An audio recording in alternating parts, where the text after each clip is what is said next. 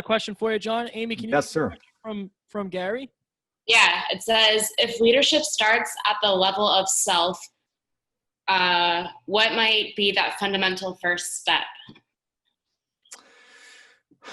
I think you've got to think about, and it's a lot of the things that we're talking about, but I think what is, and something I was going to mention in a little bit, I would start with, how do you take all these things in your life that you want to make better, and even list them out on a piece of paper, do a brain dump and say, okay, I want to make my relationship better. I want to get my health in order. I want to eat better. I want to educate myself more. I want to focus more on work. I want to wake up early. And just think about, what's the one thing on this list that I could do or tackle that would make everything else either easier or not even necessary? Okay, so I'll repeat that again. What's the one thing on this list that I could do that would make everything else easier or totally unnecessary? Okay. So, yeah, and I'll give you an example of that real quick. So in my day, there's a number of things that I want to do from a health standpoint. I want to get a good workout in. I want to get to bed early and get good night's sleep. I want to drink water. I'm horrible at drinking water. So I've got this big thing, and it forces me. I do everything short of just attach it to I should attach it right here, and then I won't forget. So you guys have it too. So I want to drink more water. I want to eat better. I want to have more energy. So these are all things that I want to accomplish through the day. What I found is, if I do one thing, it helps trigger everything else to happen. And what that one thing is if I work out early in the morning, it triggers everything else. Because what's really cool is, if I work out early in the morning, it forces me to go to bed early that night. I have more energy through the day. I tend to eat better because I'm more conscious of the fact that, I've worked out. I want to eat better for the day. I drink more water. I drink 50 ounces at least, if not 100 ounces during my workout. And I feel better, and I get my workout better done in the morning. So I figured that one thing out has this ripple effect on everything else. So I would say, long answer to that short question, that's how I would approach it. Take one step that's going to help impact a lot of other stuff. John, one of the things that has always, since I started working with you and talking to you in general, your ability to ask questions, like, with humility. Even today, you're like, this is going to be a dumb question, Kev, but like this. Where does that fit in the grand scheme of being a good leader, in terms of asking quote unquote dumb questions, but also answering maybe quote unquote what people think are dumb questions? You know what? I think it's essential. I think the days of the leaders that are propped up as these know-it-alls with big egos, invincible, untouchable, you know what they are? They're unrelatable. They're unapproachable. They're unattractive. People don't want to be around those types of people. I think that's the old days. People want leaders that are humble, that are human, that are authentic, and those are the people they want to follow. So if I, as the leader, am not willing to ask what I might think are dumb questions, then my people are not going to be able to ask those questions. They're not going to want to ask me those questions. And then everybody pays the penalty for that, right? We don't learn the stuff that we need to learn. So if we drop our egos, I always have a saying, check your ego at the door. I don't care how good you are, check your ego at the door. It has no place in the room that I want to be in. And I don't want to surround myself with people like that, because that prevents people from getting better. So the moment you feel like you're that good is the moment you're going to start, turning down, where you can't, to that good where you can't ask questions. So. Right on. Amy, we got another question, I believe, from Aaron Griffin, the one and only. Yeah. Could you share how you start your days? Do you follow a similar routine in the morning? If so, what is it? I do. Yeah. So here's my routine in the morning. I wish I could wake up at 4 or 5 in the morning. I'm not a morning person. So I force myself to get up at 6. I go work out. That's the first thing. I got my stuff ready. I go work out, get a great workout in. I come back. I take a cold shower, which just gets me like energized. And that's something I learned from somebody else. I sit down, then at 8 o'clock, roughly 8 o'clock is when I start kind of my work day. I'm back. I've done my workout, and I start with reading for 25 minutes. There's a technique where 25 minutes of time for somebody like myself who has AD&D, that's the time frame I work out best. I then do a list of things, 3 things that I'm grateful for that day. Then I do 3 things, successes from the previous day. And then I list out 1 thing that I want to accomplish for that day. And I do this in my journal. So I do a daily journal. And then I wish I could say I am a great meditator. I'm not, but I'm a good visualizer. So I visualize an outcome of what I want. So I'll do that with everything, a presentation like this, a day, how I want it to go. But that's my daily routine, my morning routine. John, I have a question for you. Sure. So when we first met, I think we talked about this because I'm just so nerding about leadership. And I think we nerded out. Yeah, I don't know if that's a word. I don't think so. You and I were nerding out a bit about different leaders, JFK, Abraham Lincoln, all that kind of stuff. Who is your favorite leader and why? And I believe you told me, but I'm curious because I've forgotten. It's hard for me to say one person. I've got a lot of leaders that I would put together in one. I love someone like the people aspect of an Oprah Winfrey, who I think is incredible influencer for positivity. I look at people like Jack Welch, who built GE from nothing to something unbelievable. I love the out of bounds thinking of Elon Musk and Steve Jobs. The integrity of a Norman Schwarzkopf back in Desert Storm. So I think that probably that's a compilation of a whole bunch of people. JFK, of course, another great one. Yeah. Appreciate that. Good question. Yep. You have another question, Amy? I saw something pop up, but I didn't see what it was. I think that was. No, it just says thanks, John. Perfect. Okay, you got it. So let me bring up another area that I look at. The 4th area is attention, and what we give and pay attention to.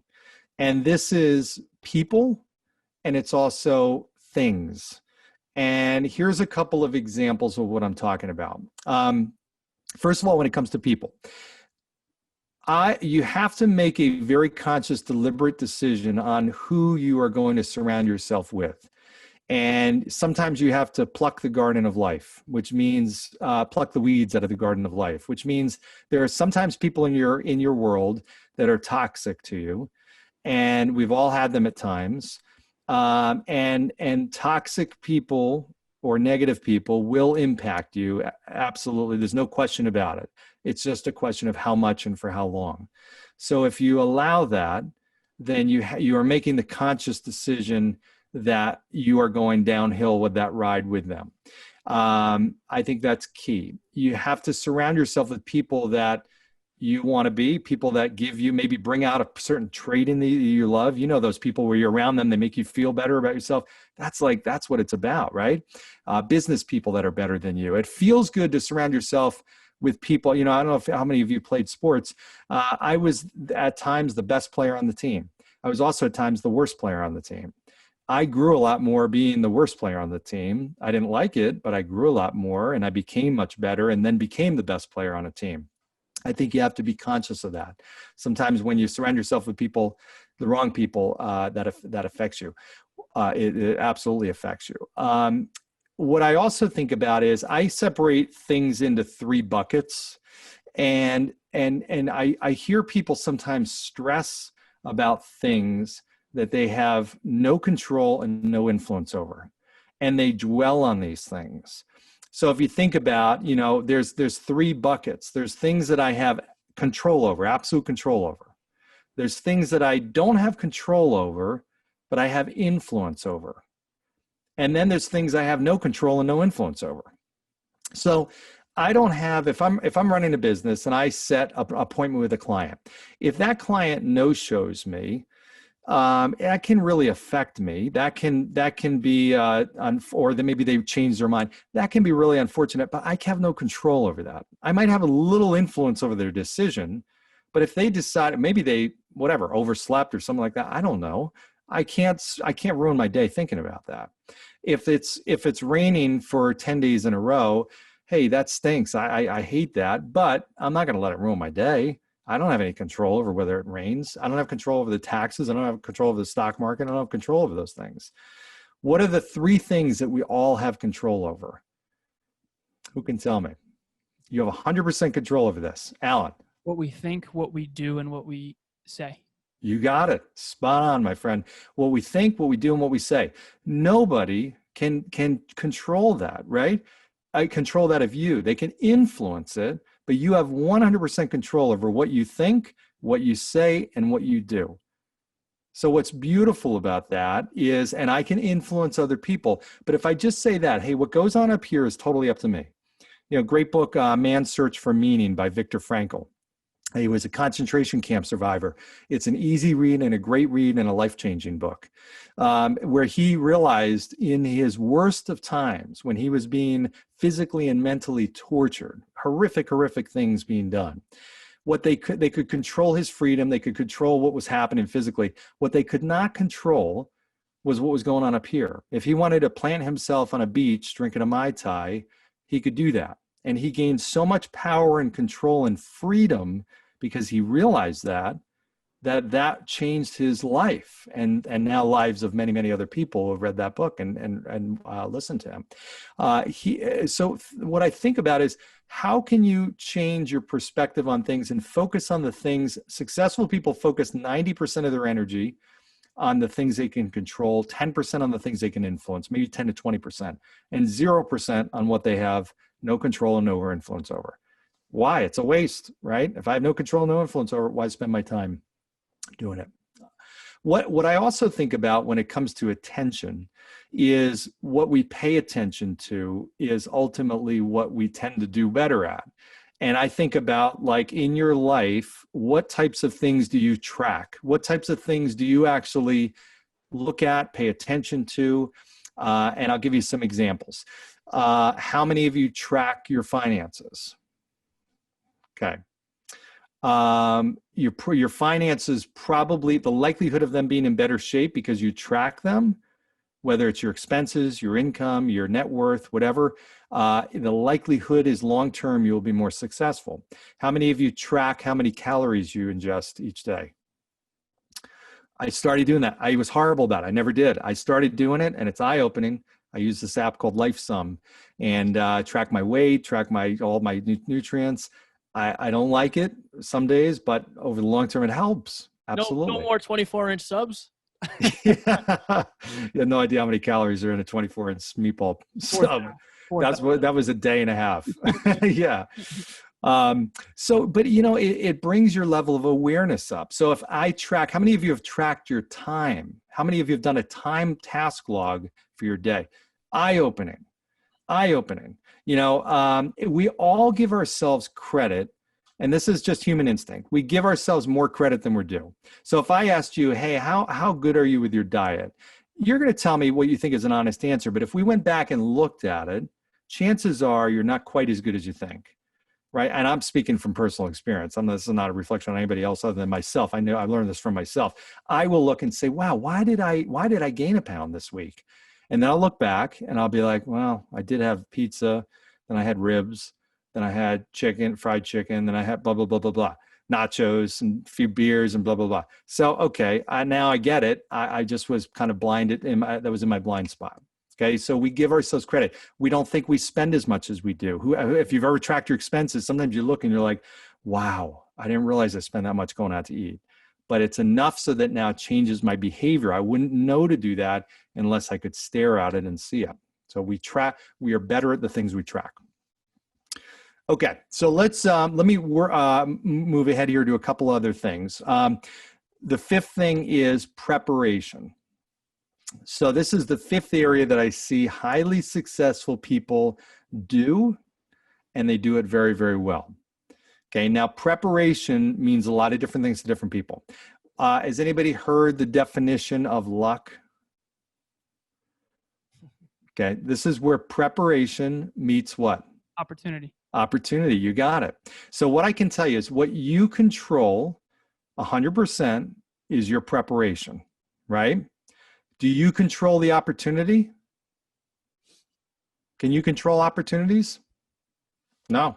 I don't have any control. I don't even have any influence over opportunities typically, but I control my preparation. You know, in running organizations, I think to one manager that worked for me that very good manager. And at the same point, he was not preparing himself effectively for a promotion that he wanted. And when that time came up, and it was a big opportunity not too long ago, and to be honest, it was, you know, it was within the last year here, he could have gotten that, but he did not do the right preparation and ultimately lost that opportunity. Right? So that was a missed opportunity because of lack of preparation. How you can prepare is a few things. One is you prepare your day, right? So I go into a day, there's some people that go into their day and they deal with things as they come up. They're kind of in the passenger seat of the car with their day. Has anybody ever had a day like that before where you're like, I feel like I'm just playing defense all day? And then you have other days where you're like, wow, I just nailed it. I crushed it. Because everything I wanted to get done, I did. And maybe it wasn't even a long day. It was just a burst of time where you were zoned in. You were in the driver's seat of your day. You knew what you had, a mission. And those are the days that successful people live by. They repeat those types of days. It comes with planning. It comes with planning not only their tasks that they're going to do, but also their mentality. They plan what kind of mental state. They control what kind of mental state they're in. It's not like they wake up and they've got their A game. That nobody does. No athlete does. No, everybody's going to wake up on certain days and feel like poop, or feel like I don't want to do this, or feel lack of motivation, or whatever it is. It's how you deal with that and how good you are at changing your state. Figure it out. What are the things that you need to do? Is there somebody you need to talk to? When I do a big presentation, I have a routine I go through. There's certain people I like to talk to. There's certain things I like to look at. There's certain things I like to listen to. There's certain things I like to visualize, and all of that help. There's certain things I like to eat. There's certain things, exercise I like to do. That helps get me into my peak performance state. So you can control that. What's interesting is athletes, how much time do they spend preparing? Professional athletes, 95+% of the time they're practicing. They only play 5% of the time. Think about it. Football, hockey, baseball, basketball, doesn't matter. They're performing so few. Now, most of us work the opposite. We actually are running our lives and we're working, but we're actually not preparing in a meaningful way. We're not spending time on self-development. We're not spending time practicing. For those of you in sales careers, how many times do you practice your sales pitch? If you're doing presentations, how many times do you practice presentations? If you have a tough conversation as a leader, do you know when I had tough conversations that were really important, I would role play those conversations, literally. I'd have somebody, a mentor, somebody that I was working with, hey, I got this conversation. Can you role play this with me and make sure how's this coming out? I did it. I've done that my whole life for 20 plus years in business because I know the second time I do something, I'm always going to be better than the first time. But do you realize how many people, unsuccessful people, tend to just wing it on really high pressure, on high important, meaningful stuff in life? They just wing it. You can't expect a peak performance result if you're practicing like an amateur or you're not practicing. You know, it just doesn't work. It doesn't jive. So, okay. Here's the last thing the last key to this is what I call leverage. Really successful people are great at creating leverage. And this is one of these that means a lot of different things to different people. So I'm going to give you some examples of what I'm talking about here. I look at one strategy to get leverage is I can delegate to somebody else, right? How many of you feel you have trouble delegating to other people? Okay, I do big time. I always have, even as a leader, as a company leader. I then ultimately, though, got better and better and better at it. I'll give you an example. I just moved into this place in North Carolina, and I had a party that I wanted to invite all my neighbors to and stuff like that. And I've got a lot of friends down here. So it was starting off as a small party. And I'm like, I haven't met the people on my street yet. So I had this vision that I was going to go walking up and down the street and knocking on every door. And, hey, I'm John Laurito. How you doing? I just moved into the area. Just want to say hi, meet you. And by the way, Saturday night, I'm having this get together, really informal. Love to drop by. Well, there's 20 homes on this street. And, as the week went on, I was busy as can be. And then Saturday afternoon, I'm like, I still haven't gotten around to say anything to anybody. I haven't invited anybody. So I'm like, I guess I'll just forget it, because I felt like I needed to be the one to do this. And my daughter and my niece were there, and they're like, Dad, why don't you just let us go? We'll go invite people. We'll go up and down the street. I'm like, all right. I kind of felt like it should come from me, but I'm like, all right, go for it. And they came back and they're like, Dad, everybody's coming. I'm like, what do you mean everybody's coming? They're like, we went to every house. They're all coming. I'm like, well, how many people is that? They're like, 25. They're all going to come here. They're going to be here in like an hour. I'm like, wow. Okay, great. That's awesome. So it ended up being fantastic. But what I realized at that moment is I was not willing to delegate, which would have resulted in none of my neighbors coming. And even though I felt that my daughter doing it was less effective, it turned out to be more effective. It didn't need to come from me. It's a great example. Sometimes we don't delegate because we think that I have to do it. If somebody else can do it 70 to 80% as good as I can, then why not put it in somebody else's hands? That's how great leaders operate. They just give other people ownership of stuff, and then that frees up their time to focus on developing other people, vision of the organization, helping you develop your own life, all kinds of stuff. I'll give you a couple other quick tips. I think about ways where I can get more done in a shorter period of time. I know Kevin knows this. I think Al knows this too. I listen to Audible books on Audible, and you set it at like 1.5 times speed.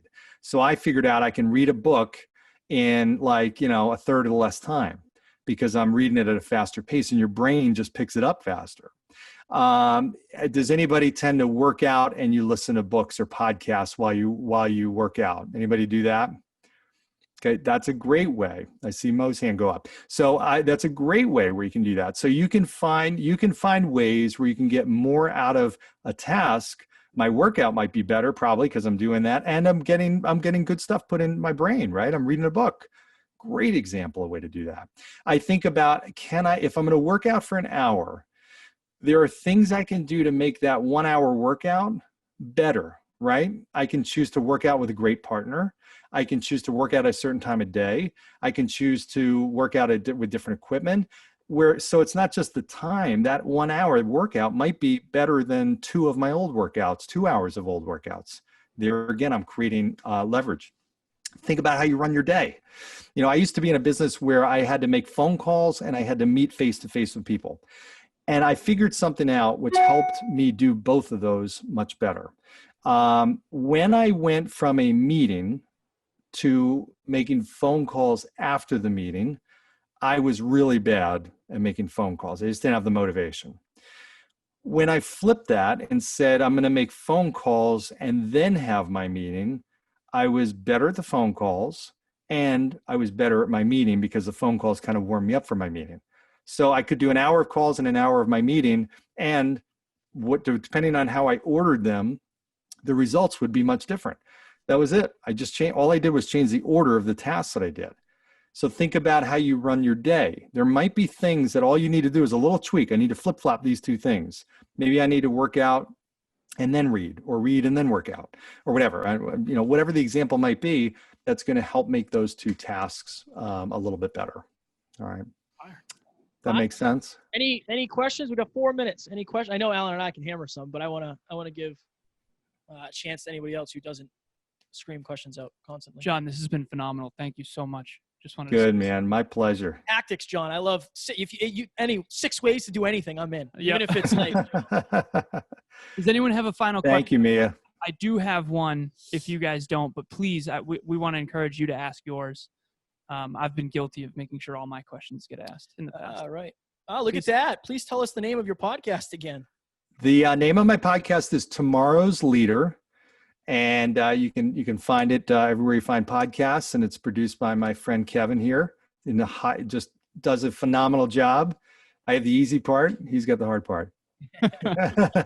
Hey, John, me too, man. No, you don't mess up, so it's easy. You know what I mean? When you send it, it's usually 99.9% fire. Yeah. Well, thanks, man. Do I have a chance to hammer the question? You know what, man? If you want to make this all about you, super quick. I suppose super quick. Yeah. So, John, this is something I wanted to ask you. I asked this to Dean Graziosi, and I've been noticing that the questions I'm asking myself are having a huge impact on how I go through my day and how I lead my day. I've started asking myself a question of where am I negotiating with myself? Where am I lowering my standards? Where am I not following through, but I should? Where am I outside of alignment? Things like that.